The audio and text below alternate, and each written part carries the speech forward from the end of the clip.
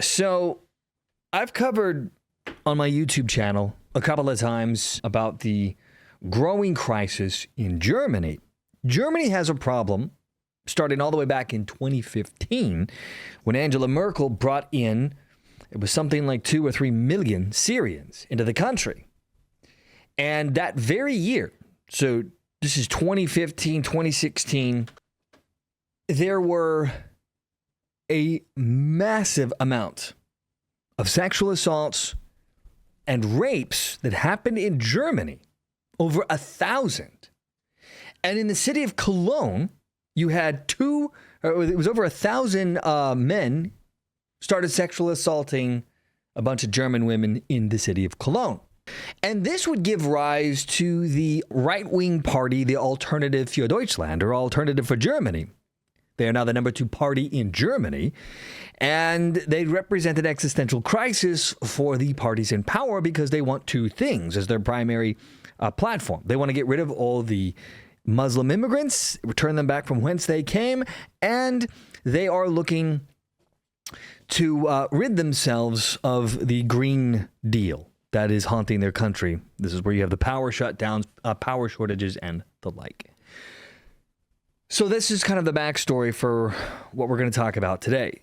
And that party is now the number 2 party in Germany, and they're on track to become the number 1 party. And the government of Germany is trying to find ways to ban the party instead of beat them politically because they can't. So they're trying to call them the alt-right or the Nazi-inspired party. But as long as the side effects of immigration remains in Germany, the anger of the citizens are going to increase. So, this is from Remix News. A direct result of the irresponsible mass migration or immigration. 40% of all violent crime suspects in German schools are foreigners, over 2 knife attacks a day. New data, Remix writes, shows that 40% of all suspects identified in school violence in 2024 were not German citizens, with Syrians at the top of the charts. Surprise, surprise. This is the same group that was investing in all the gang raping in Germany back in 2015.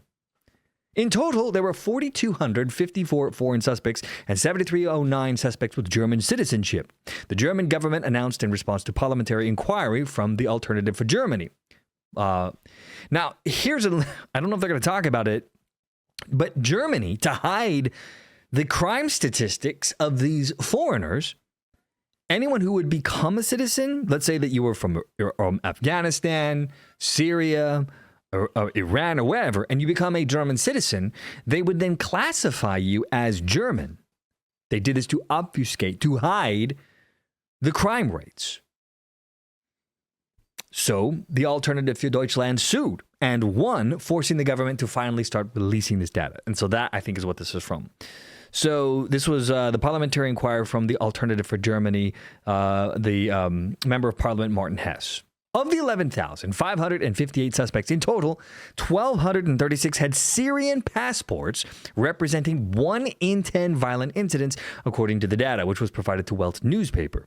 In second place were Afghans. Again, we haven't even gotten the Germans yet, who represent 3.6% of all suspects. Now, Remix News writes, what should be noted is that an extremely large number of German suspects are individuals with foreign backgrounds. But since they have German passports, the German government has counted them as Germans. Even with those with dual citizenship, they're only counted as Germans. Neighboring Denmark records the data of Danish citizens with foreign backgrounds, giving the country a better idea of integration efforts and trends in foreign crime. And what this is the German government absolutely trying to cover up the statistics because they know that the German people are going to be very angry when they find out how much crime is being committed by people who are not Germans, making their country less safe. You're seeing this mirrored in the UK. Well, once again, you have a government that is doing everything they can to obfuscate and to hide the data. This is why you have these online safety acts that are coming out. The intention is to silence people from having these discussions because right now, you can do an end run around the government in many cases by using social media to have these discussions.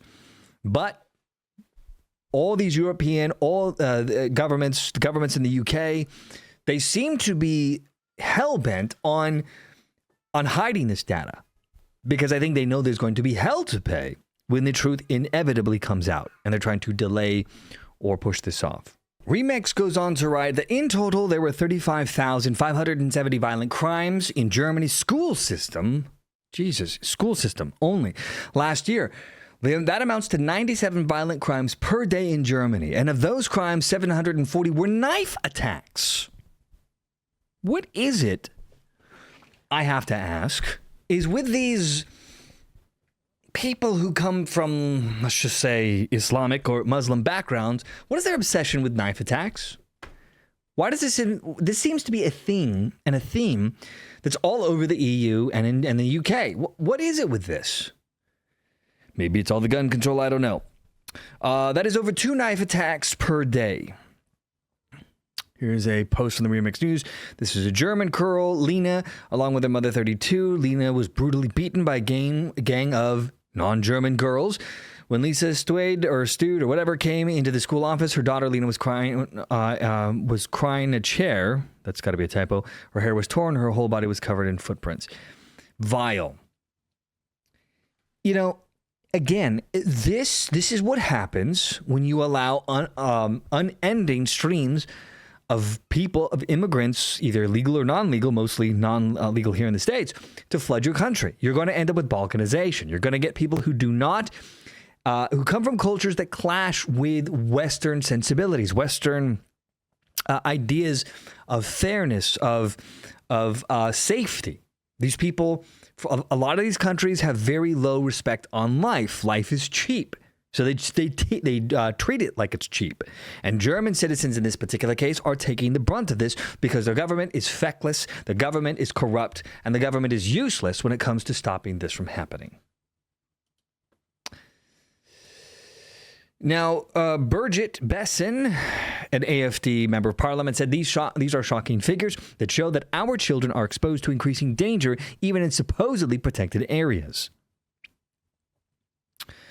Here's another post. Children no longer want to go to daycare. German children in kindergarten have been trained to flee inside of daycare. Wait. German children in a kindergarten have been trained to flee inside of if daycare workers blow crisis whistles if there is danger, all due to asylum shelter right next door. What crack are these people smoking? Why is this constantly a theme? The number of crimes among young people in general grew by 3.8% from 2023 to 2024, according to the crime data. And for children under 14 years of age, they rose by 11.3% to 13,755.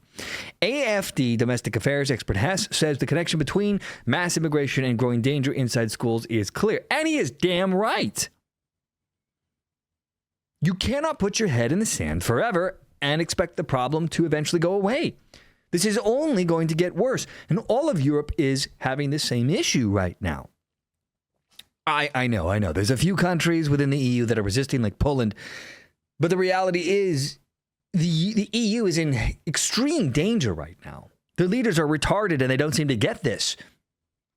But if this continues, if this trend is not stopped, is not curbed, and is not reversed, you may see a day, in maybe even in our lifetimes, where Europe crumbles, certainly in the next generation or two.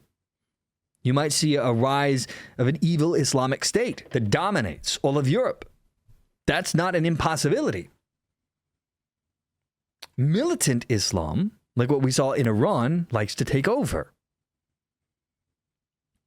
And they are not kind to Western sensibilities. I'll just put it nicely. Now, these worrying developments are a direct result of the irresponsible mass immigration of recent years. Anyone who allows millions of culturally alien young men into the country and believes that integration will happen on its own is endangering internal security and social peace. Ding, fucking ding. Absolutely. No, it's retarded. It's very similar to the idea that you could just export democracy to Islamic countries during the George W. Bush era. It was a stupid idea then, and bringing them into your country is even more retarded. You're bringing it to yourself. He goes on to say that we need effective border controls, the decisive deportation of criminal foreigners, and an end to the ideologically motivated multicultural experiment. said the former police instructor. The state must once again be a sanctuary for citizens, not an educational project of left-wing utopians. Yeah, and he's right. He is absolutely right. Multiculturalism is one of the great evils of modern times because multiculturalism is never about bringing other cultures into yours and assimilating them into your culture. It is about fostering and promoting other cultures outside of your own. And usually, at least here in the States, it's all about anti-white culture. So multiculturalism is code for anti-whiteness, destroying Western civilization culture and bringing in others that don't see eye to eye and bringing them in such numbers that they do not assimilate.